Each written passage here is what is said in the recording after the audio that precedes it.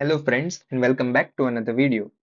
Now that we have learned about custom intervals and the WP-Cron plugin along with WP-CLI, let's see how we can schedule the events in WordPress using the Cron API. To schedule a task, we have to call a function WP-Schedule event along with taking the help of WP-NextSchedule function. Using the WP-NextSchedule, we make sure that the same event has been scheduled previously or not. If it has not been scheduled, then we will schedule it. Otherwise, we won't, as we don't want to schedule the same event multiple times. We will perform this on the init action, and the init action hook runs multiple times and it is executed on every page load. Because we don't want to schedule the same event multiple times on every init action run, we use the WP next schedule event to prevent that from happening. I have registered one function called MLB schedule events on the init action. These are the arguments that I want to pass to our scheduled event. If you want to pass any arguments to the callback function that will run on the scheduled event, we can pass it from here. Arguments are optional, but for this demo, I have passed these static arguments. I have used these static values for now, but it depends on the use case for which we are scheduling the event. Moreover, I am scheduling two kinds of event. One is the recurring event, which will be executed every 10 minutes, as I am using the 10 minutes interval that we set up in the previous video. Another type of event is a single event, which will be scheduled once and will only execute only once. There could be use cases where you want to perform an event at a specific time and only once. For example, publishing a future post. In that case, we can use the WP schedule single event. Now I have the MLB recurring event hook. This action is the action that we'll use to register the callback function for the event.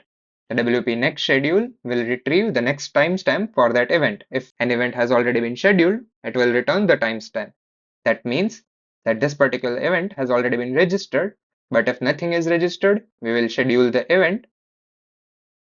This function accepts two arguments, the hook and the arguments.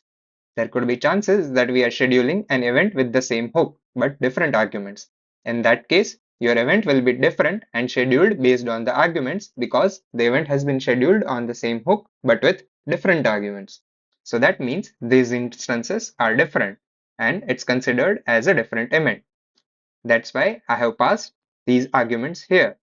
For now, I am using the static arguments. This checks whether the event has been registered with these arguments. If it has, then the event will not be scheduled again. However, if the recurring event with the given argument has not been scheduled, it will be scheduled. The WP-GetScheduled function is used to check whether the given specific action or event has been scheduled. It returns an integer signifying the timestamp if the event exists or false if it does not. Then we call the WP-Schedule function, which takes these arguments. The first argument is the timestamp, indicating when the event should next run. Here, I have passed the time function, which fetches the current time when the code executes. From that time, the event is scheduled to run 10 minutes later based on our custom interval. For example, if you want to schedule a specific event at a specific time, such as daily at 7 p.m. in your local time zone or UTC, you will calculate the timestamp for 7 p.m., pass it here along with the recurrence of once daily, and this event would run daily at the specified time. This approach allows you to manage when and how your event is executed. In this case, when this code executes from that time, in the next 10 minutes, this event will be executed. The next argument is recurrence, which specifies how frequently the event runs. Since we have already registered our custom interval, we pass the slug or name of that interval here. The third argument is the hook name or the action hook, which WordPress will execute when the event is triggered.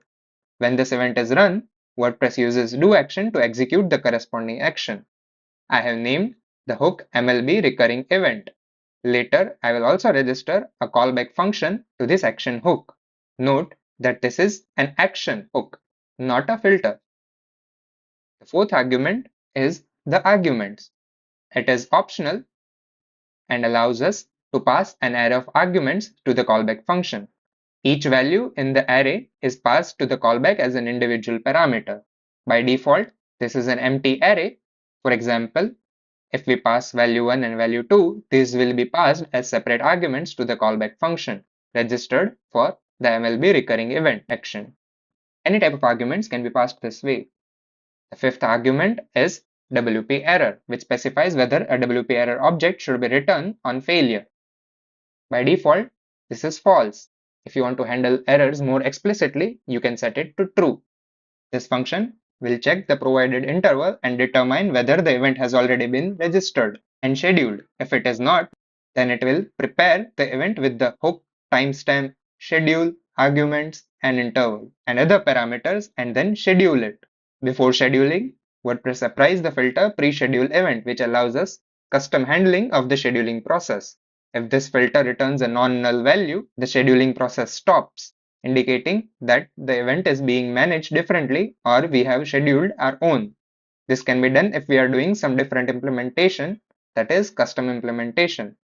If the event is not hijacked by the filter, WordPress continues with its default scheduling process. The schedule event filter is then applied, allowing modifications to the event such as timestamp, schedule, arguments, and interval. WordPress then serializes the arguments and generates an MD5 hash to create a unique key for the event. This ensures that multiple events with the same hook can be scheduled separately using different arguments. And to differentiate that, it creates a hash value of the given arguments. And it will call the getCron array, which is a private function that is managed internally by WordPress, which means you cannot use this outside the WordPress code. This will return the cron list, and then it will update the cron array with the new event and then set the cron array. If we take a deep dive into this, all the registered cron events will be saved in the options table with the cron option name.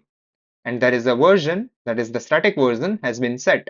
Using this function from the options table, we are getting this function to return the list of cron events. Then it will update it and set again. So in the setCron array function, there is also a version 2. This will handle all the potential API changes. This way, our cron is registered and saved in the options table. At this point, the cron event is scheduled and it will run after 10 minutes or every 10 minutes based on the current timestamp. Similarly, you can register a single event using WP schedule single event function.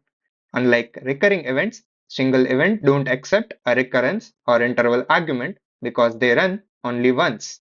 The process for scheduling a single event is similar to the recurring event, but it does not reschedule itself after execution. WordPress will check for duplicate events before registering a new event.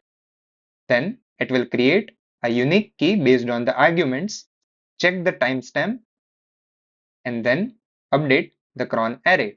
You can filter the event information and use the get option function to retrieve the cron event information.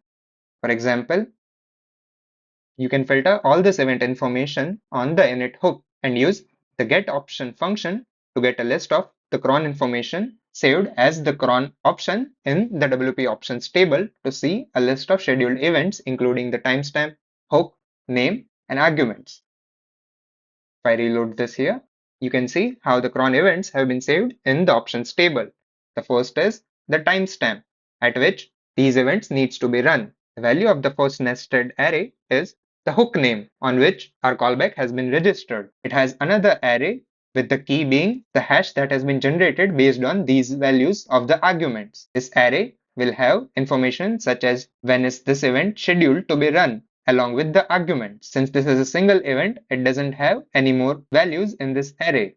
If you look at the recurring event, it will have values of the schedule key, that is 10 minutes, along with the arguments like we saw before, and the interval with its value being in seconds. If there are multiple events that have been registered on the same hook but with different arguments, then it will appear as an item of this array.